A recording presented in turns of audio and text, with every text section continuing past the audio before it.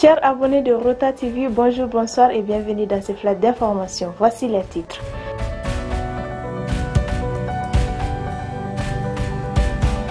Toloba sur la lutte contre le terrorisme. La dynamique actuelle est très bonne. Centre du Mali, les agriculteurs inquiets de la montée des eaux. Mali, Allemagne, tension persistante. Et pour finir, dysfonctionnement dans l'approvisionnement du pays en engrais. Les fournisseurs d'intrants agricoles et les ministres Modibo Keïta à couteau tiré.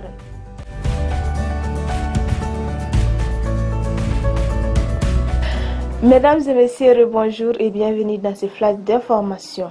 Comme je vous le disais dans les titres, dans une courte vidéo publiée sur les réseaux sociaux, le chef d'état-major général du groupe d'autodéfense d'Anna Amassagou, Youssou Toloba, a apprécié la dynamique actuelle des forces armées maliennes FAMA dans la lutte contre le terrorisme. Une occasion pour lui d'exhorter les djihadistes répandus à venir se déclarer pour être épargnés de la foudre des FAMA et alliés pour ceux qui ne veulent pas se déclarer auprès des Dozo. Youssou Toloba les invite d'aller voir les FAMA ou Sékou Boli.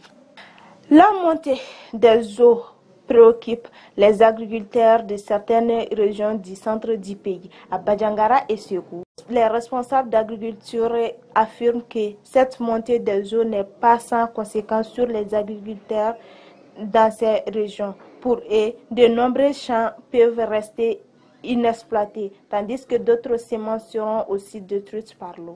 La ministre allemande des Affaires étrangères, Alena Baerbock, a déclaré le lundi 5 septembre que son pays pourrait se tirer du Mali si la transition ne répond pas aux besoins de sécurité des troupes allemandes engagées au sein de la MINUSMA. Cette sortie intervient dans un contexte où l'Allemagne et le Mali entretiennent des relations tumultueuses sur plusieurs sujets. C'est depuis Lomé que le Mali a demandé mardi 6 septembre la levée des sanctions imposées par les organisations africaines.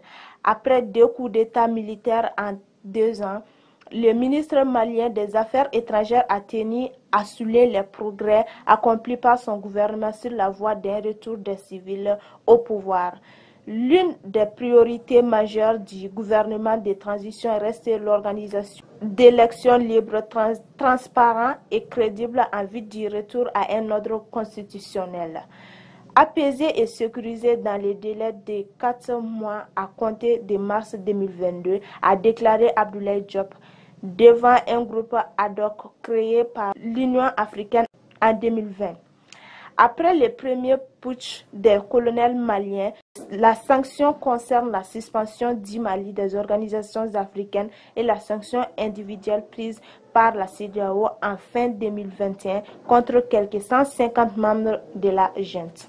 Le 3 septembre 2022, le président du collectif des fournisseurs d'intrants agricoles du Mali, Youssouf Koulibaly, a fait une déclaration suite au propos du ministre du Développement rural Modibo Keïta concernant les dysfonctionnements dans l'approvisionnement du pays en engrais cette année. Dans ses propos diffusés en début septembre 2022 à la télévision nationale, le ministre Keïta précise que les opérateurs économiques, sachant que le prix de l'engrais est très élevé sur le marché international, ont posé quelques conditions qu'il faudrait que l'État paye leur arrière de 2020 et de 2021, d'exiger à l'État d'acheter au comptant et de vendre les sacs d'engrais à au moins 55 000 francs CFA les sacs de 50 kg.